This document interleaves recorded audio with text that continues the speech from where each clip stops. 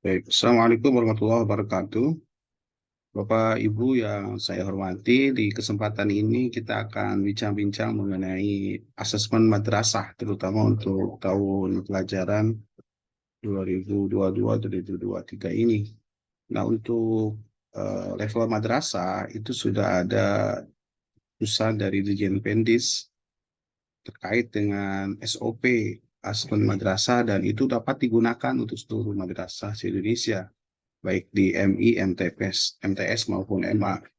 Dan itu menjadi acuan kita di dalam melakukan asesmen sumatif, terutama di MI kelas 6, di MTS kelas 9, juga di MA kelas 12. Baik, kita akan lihat seperti apa sebenarnya isi dari petunjuk asesmen madrasah ini. Ya maksudnya yang kayak gitu mah bisa di Baik, eh, untuk yang madrasah ini kegiatan asesmen itu kan AM ini asesmen madrasah ini termasuk pada asesmen sumatif. Jadi asesmen sumatif ini dilakukan untuk menilai hasil belajar dengan mengukur capaian kompetensi peserta didik. Dan ini biasanya dilakukan dalam kurun waktu tertentu atau pada akhir jenjang pendidikan. Misalkan untuk MI itu di kelas 6, MTS di kelas 9, MA di kelas 12. Dan asesmen inilah yang nanti kita sebut dengan asesmen madrasah. Nah, ini pada prinsipnya seperti ini, dan itu meliputi semua mata pelajaran yang diajarkan, tentunya berdasarkan pada jenjang masing-masing. Kita bisa melihat bahwa asesmen madrasah ini perlu dilakukan secara terarah, sistematis, juga terukur dalam setiap tahapan-tahapannya, tidak hanya pada sisi pelaksanaan ataupun pada penjadwalan asesmen madrasah, tapi mulai dari tahap awal sampai akhir di pelaporan ini harus dilakukan secara prosedural berdasarkan ketentuan-ketentuan yang dicantumkan di dalam SOP ini. Jadi Direktorat Jenderal Pendidikan Islam Kementerian Agama itu telah menyusun standar operasional prosedur terhadap penyelenggaraan asesmen bahasa ini. Kira-kira apa ya tujuannya? Kita akan lihat di sini. Tujuan itu kan untuk mengetahui pencapaian hasil belajar peserta didik pada akhir jenjang pendidikan. Jadi karena ini sumatif, jadi AM ini mengukur kompetensi dari jenjang pendidikan. Berarti kalau MTS kelas 9, kalau MI kelas 6, MA itu kelas 12. Dan tentunya ini berdasarkan pada SKL yang ditetapkan. Setiap kurikulum pasti ini punya SKL dan di sini kebanyakannya adalah masih menggunakan kurikulum 2013, berarti SKL-nya sesuai dengan SKL kurikulum 2013. Fungsinya ini kan mengukur pencapaian hasil belajar. Ini ingin mengukur bagaimanakah pencapaian dari beragam kemampuan juga kompetensi peserta didik. Dan nanti juga oleh pihak madrasah ini bisa dijadikan sebagai umpan balik perbaikan pembelajaran. Ketika misalkan menemukan siswa yang memiliki skor rendah terhadap mapel tertentu, ini kan menjadi umpan balik bagi madrasah. Kira-kira langkahnya seperti apa nanti untuk memperbaiki pembelajaran, dan tentunya karena ini asesmennya sumatif, maka ini menjadi salah satu syarat penentuan keputusan. Jadi AM itu salah satu saja, bukan menjadi komponen yang paling diutamakan di dalam kelulusan. Sebab kelulusan itu kan bisa juga melihat hasil AM, melihat raport sebelumnya, juga berbagai perkembangan penilaian dilakukan oleh pihak madrasah terhadap peserta didiknya. Baik, kita akan lihat Bapak Ibu sekalian, ini cukup lumayan banyak ya, ada 38 halaman. Nah, siapakah yang berhak menjadi peserta AM ini? Nah, Bapak Ibu bisa melihat ini di halaman 3, ini ada persyaratan peserta. Misalkan saja di sini di MTS misalkan, itu harus terdaftar di kelas akhir atau kelas 9. Berarti kalau MI ya kelas 6, kalau MA ya kelas 12. Dan pastikan peserta didik itu sudah memiliki laporan hasil belajar yang lengkap. Dari mulai kelas 7 sampai kelas 9 ganjil. Berarti 5 semester sebelumnya ini lapornya sudah lengkap. Lalu kalau nanti ada madrasah yang menyelenggarakan pembelajaran dengan sistem SKS, itu juga sama. Jadi harus ada laporan yang lengkap mulai semester 1 sampai 5. Dan pastikan juga karena Kemendag sudah punya PDUM, aplikasi tertentu yang menjadi pangkalan data ujian madrasah. Ini nyata-nyata harus terdaftar secara sinkron dan secara pasti di aplikasi ini.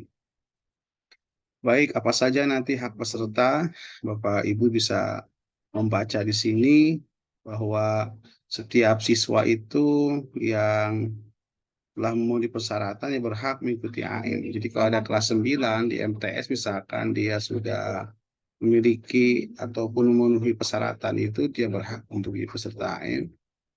Dan nanti bagi siswa yang tidak bisa mengikuti AM utama, di jadwal utama, maka mereka bisa melakukan ujian susulan.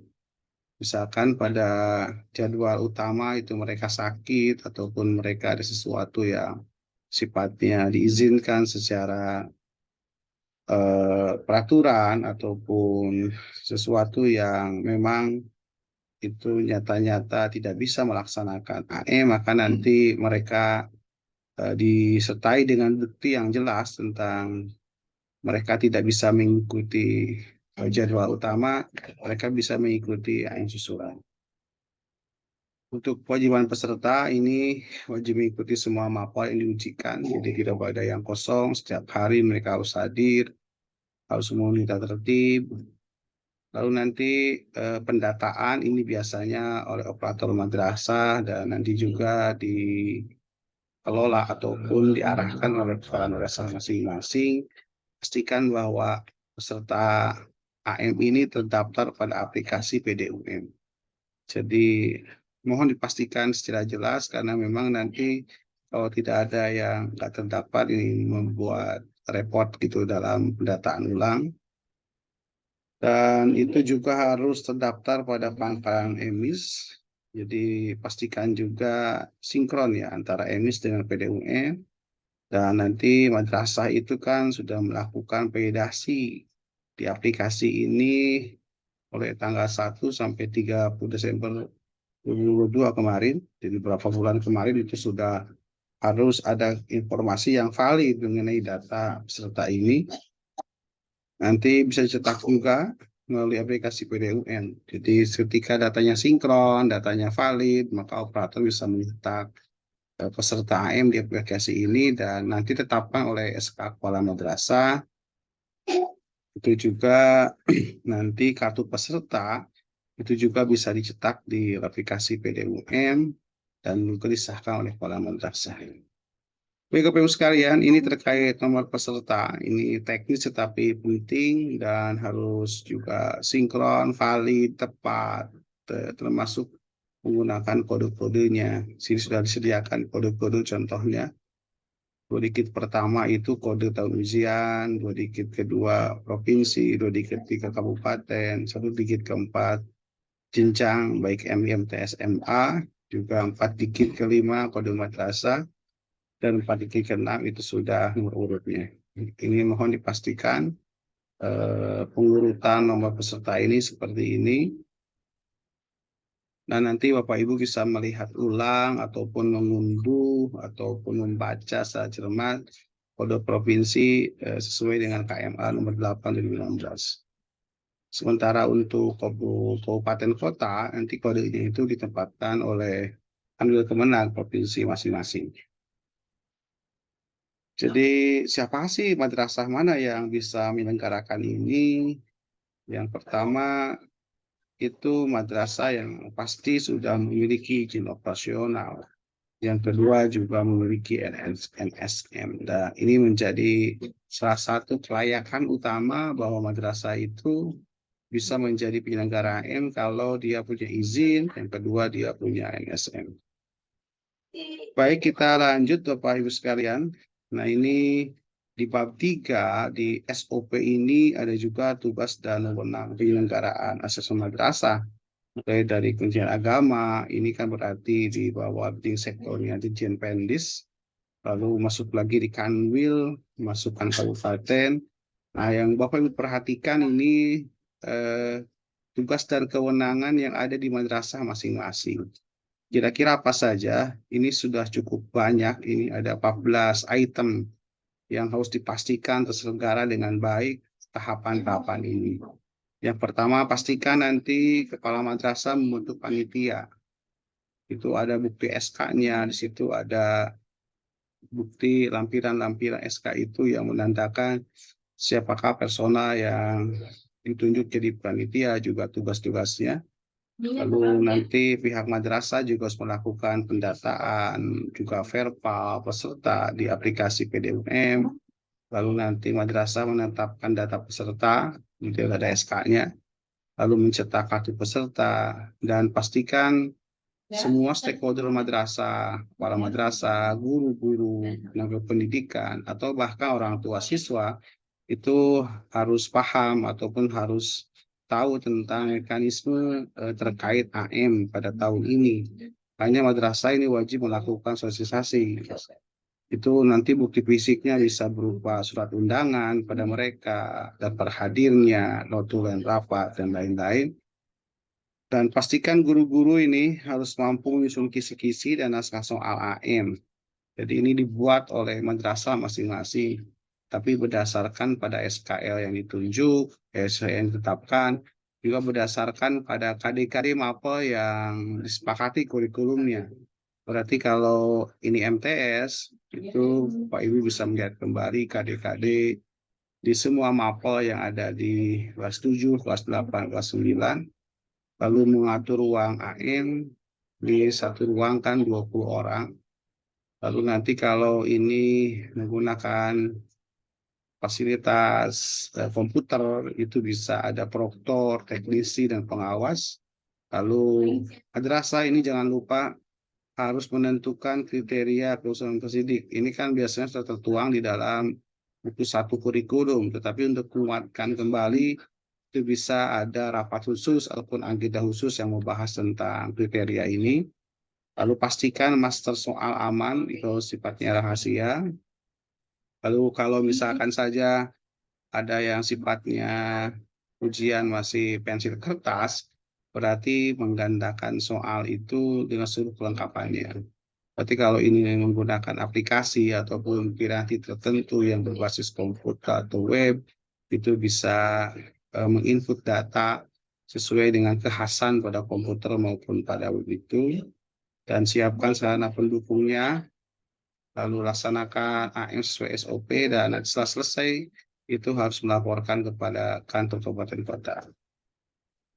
Baik Ibu sekalian, ini tadi menyangkut terkait soal ya, yang ini juga menjadi tugas guru yang harus paham dan harus mumpuni, karena ini kan asesmen madrasah yang itu mengukur SKL, terutama pada jenjang akhir pendidikan, dan itu peta-peta KD maupun substansi ataupun lingkup materi yang nanti akan disajikan dalam soal-soal itu harus telah bersama.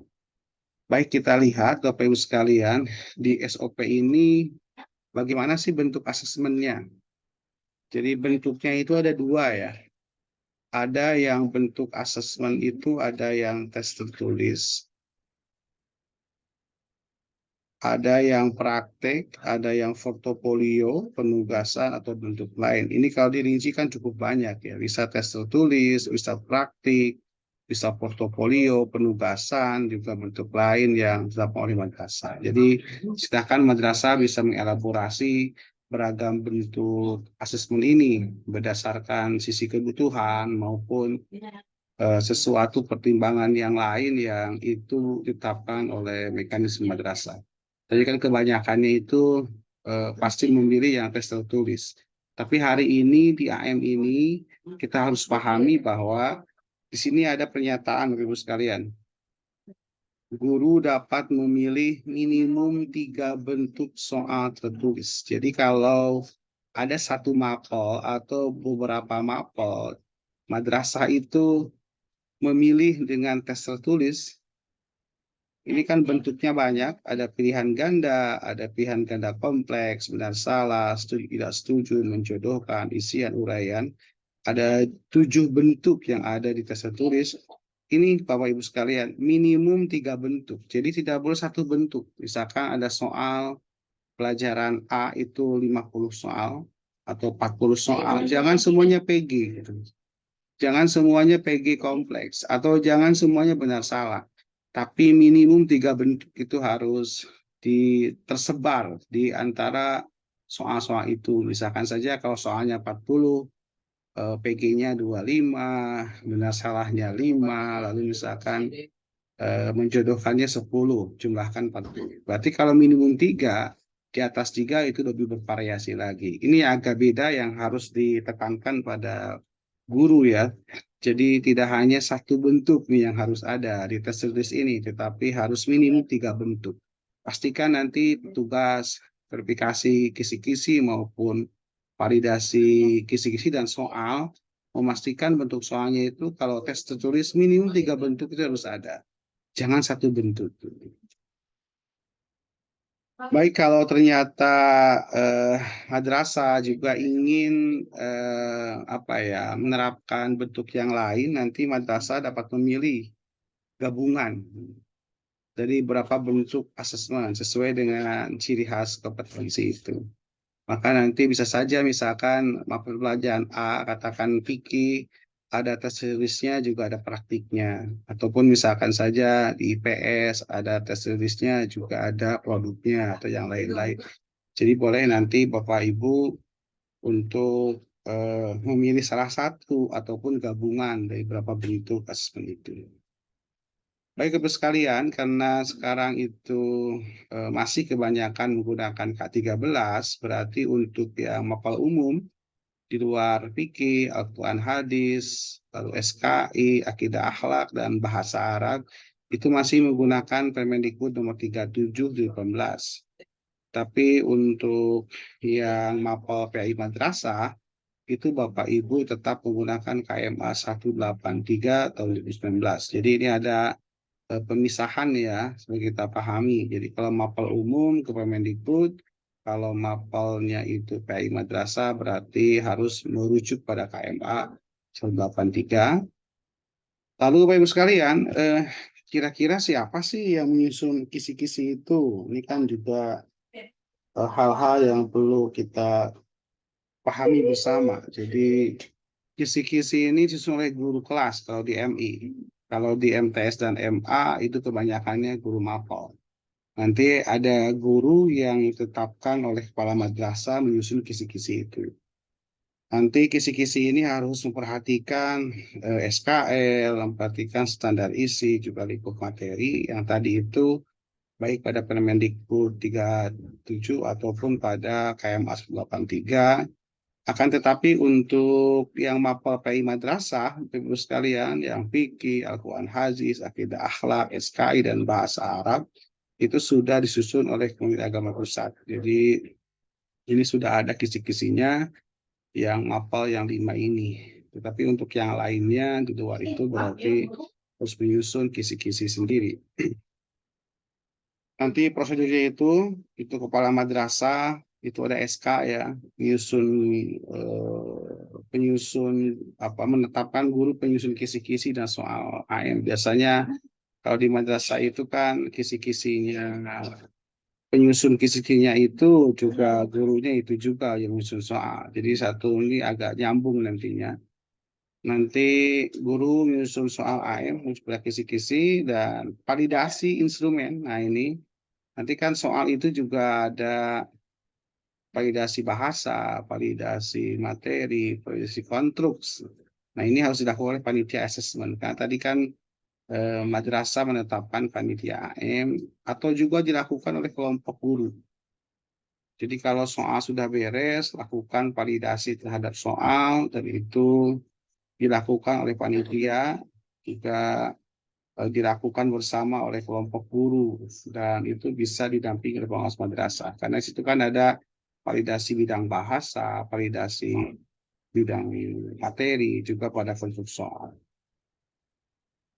Baik Bapak Ibu sekalian, ini kira-kira naskah soal AM ya. Jadi selain yang tadi harus mengacu kisi-kisi, ini juga tidak boleh mengandung unsur sara. Jadi tidak boleh ada mengandung unsur sara, lalu ada politik praktis, pornografi, propaganda, kekerasan, sesuatu yang juga bertentangan dengan Pancasila, Undang-Undang, Pendidikan Pendidikan, dan NKRI. Dan mohon ini jika ada mapel yang agak rapat ataupun jenuh di dalam pendapat-pendapat madhab, maka ini hindari soal dan jawaban yang menimbulkan perbedaan. Jadi harus ada elaborasi soal yang lebih menghindari jawaban siswa pada ikhtilaf madhab itu. Baik Bapak Ibu sekalian, ini di penggandaan itu kalau basisnya pensil kertas berarti ya manual fisik, itu beda dengan nanti kalau menggunakan komputer maupun aplikasi. Dan ini yang harus diperhatikan Ibu sekalian. Jadi Kanwil Kemenag, Kabupaten Kota, KKM, KKG, MGMP dilarang mengkoordinir atau menghimpun penyusunan dan penggandaan naskah soal.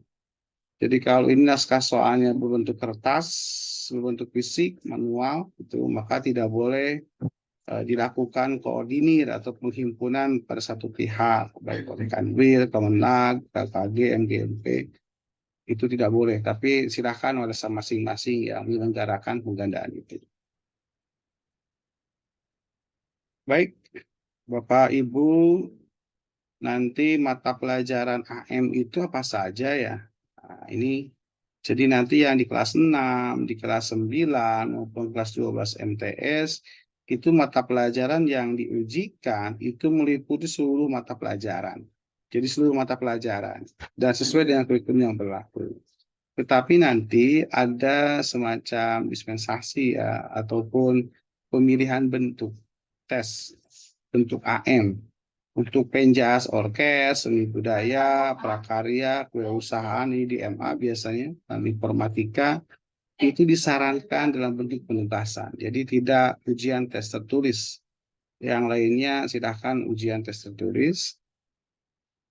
Nah ini Bapak Ibu waktunya kapan? Di sini SOP sudah menyediakan ruang Pak ya, ruang waktu sprint gitu ataupun rank interval tentang waktu tertentu yang bisa digunakan oleh madrasah, tetapi tetap harus memperhatikan ketuntasan kurikulum, lalu kalender pendidikan yang ada di madrasah masing-masing, hari libur nasional.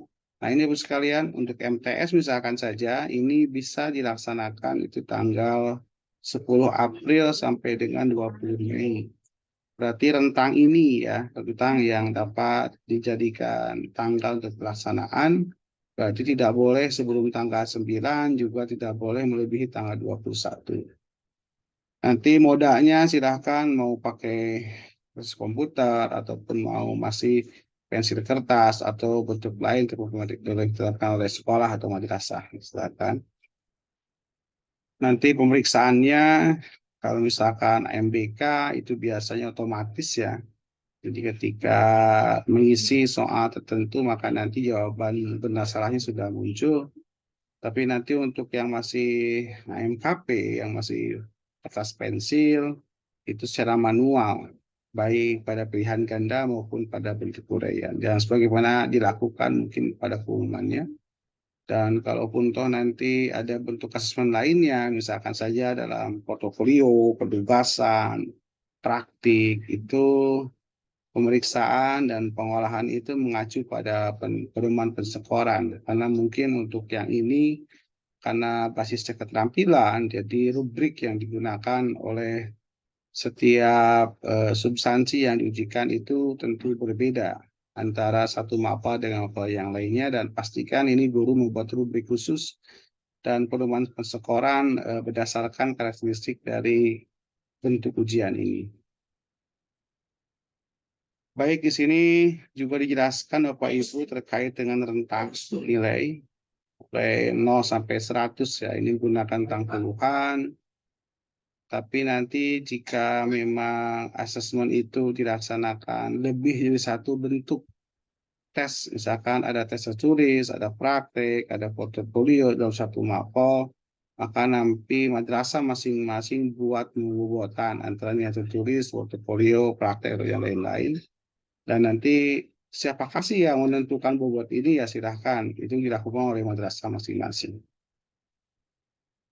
Baik, di sini di bab 5 ini cukup banyak ya. Jadi Bapak Ibu bisa membaca nanti pengaturan ruangnya seperti apa. Ini ada beberapa opsi ya, beberapa poin 1 sampai 8. Bagi pengawasnya pun juga ada beberapa tertib yang harus disepakati mulai 1 sampai 5. Lalu tertib pengawas ini juga sudah diatur secara detail, jadi Bapak Ibu juga bisa mengadopsi atau mengadaptasi ataupun mungkin menyalin ya untuk proses pengawasan AM ini pada SOP ini. Silakan nanti ini ada di halaman 13 dan cukup lumayan detail. Begitu juga nanti Bapak Ibu akan menemukan tata tertib peserta. Ini juga poinnya cukup banyak. Mulai 1 sampai 17 ya. Ini biasanya bisa kita adopsi, juga bisa kita salin untuk menjadi tertib di setiap ruangan peserta. Baik, Bapak Ibu sekalian, tadi kan dibicarakan bahwa madrasah itu harus menentukan kriteria ketuntasannya, maaf, kriteria kelulusannya. Maka nanti ada beberapa hal yang perlu dipertimbangkan. Pertama, siswa itu dipandang lulus jika menyelesaikan seluruh program pembelajaran. Tadi kan mulai semester 1, semester 2, 3, 4, 5, sampai akhir semester 6 kalau ini di SMP MTS. Lalu pastikan nilai sikapnya baik. Lalu pastikan juga AM-nya itu diikuti dengan baik, tidak ada yang bolos. Jadi walaupun situ ada susulan, tapi susulannya itu dilaksanakan dengan baik dan dihadiri.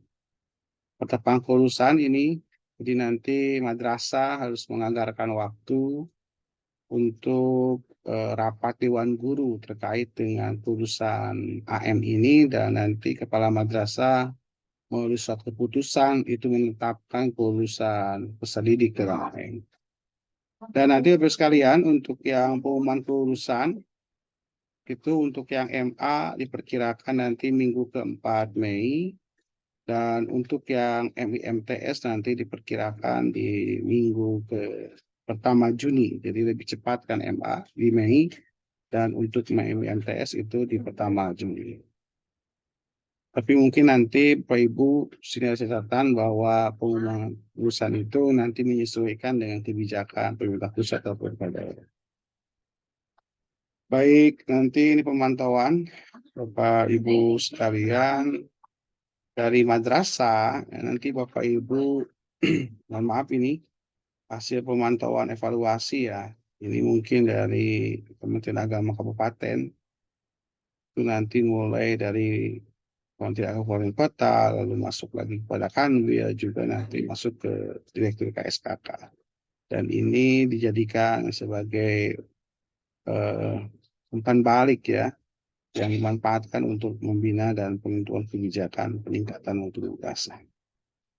Nah, biayanya Bapak Ibu ini bisa beragam, bisa dari komite, bisa dari BOS, bisa dari APB atau yang lain-lain sesuai dengan undang-undang yang sah. Dan komponennya ini juga cukup rinci, biaya pembuatan pengadaan soal, lalu honor panitia, honor pengawas, honor proktor, konsumsi dan kebutuhan lain yang terkait dengan ujian. Silahkan nanti biasanya bendahara madrasah ini bisa memetakan, juga bisa mengatur alur transaksi untuk melaksanakan laporan keuangan ini. Baik Bapak Ibu sekalian, itu kira-kira SOP ya terkait asas madrasah, dan tadi itu kan dipastikan bahwa Untuk MTS misalkan saja itu harus tanggal 10 sampai dengan 20 Mei, 10 April sampai 20 Mei, dan itu menjadi sebuah tanggal yang harus diingat. Jadi tidak boleh sebelum tanggal 10, juga tidak boleh setelah tanggal 20. Baik, baik Bapak Ibu, ini yang selanjutnya, ini banyak sekali lampiran keduanya. Bapak Ibu bisa membaca ulang, juga bisa menelaah seksama di madrasah masing-masing terkait dengan panduan penyusunan soal semadrasah. Sini cukup praktis, juga cukup bisa dipahami, dan Bapak Ibu bisa berkolaborasi dengan teman-teman guru masing-masing untuk menelaah ini, sehingga nanti ketika menyusun kisi-kisi maupun menyusun soal itu, hal-hal yang dibahas di bab ini, di lampiran 2 ini, bisa dijadikan pedoman gitu untuk melaksanakan 2 hal ini. Ini kan cukup lumayan terkait nanti di kaidah penulisan gitu kan, di aspek materi, aspek bahasa, juga aspek konstruksi.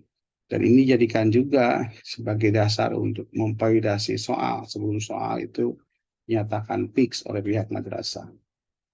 Dan ke bawahnya itu ada kaidah-kaidah khusus mengenai PG, mengenai bentuk-bentuk tes-tes yang lain, dan juga cukup banyak contoh-contohnya. Nanti Bapak Ibu bisa membaca ini secara teknis maupun substansi, dan ini dijadikan lagi-lagi sebagai pedoman yang bisa dijadikan rujukan di dalam penyusunan ragam bentuk tes di AM ini, ragam bentuk penilaian di AM ini. Bang, mending yang tinggal. Baik Bapak Ibu, itu kira-kira terkait dengan SOP di Assun Madrasah ini, dan ini menjadi acuan kita bersama dan disepakati bersama. Ini waktunya juga mulai tanggal 10 April untuk MTS sudah bisa dilakukan sampai tanggal 20 Mei. Tetapi persiapan-persiapannya harus matang. Dan tadi beberapa langkah yang dilakukan oleh madrasah itu harus nyata-nyata dilakukan, sehingga tercapaian mutu pelaksanaannya itu dapat terukur dengan baik. Jadi itu Bapak sekalian, terkait dengan eh, SOP Asrul Madrasah yang harus dipahami oleh Bapak Ibu di madrasah masing-masing. Sekian, terima kasih, tetap semangat. Assalamualaikum warahmatullahi wabarakatuh.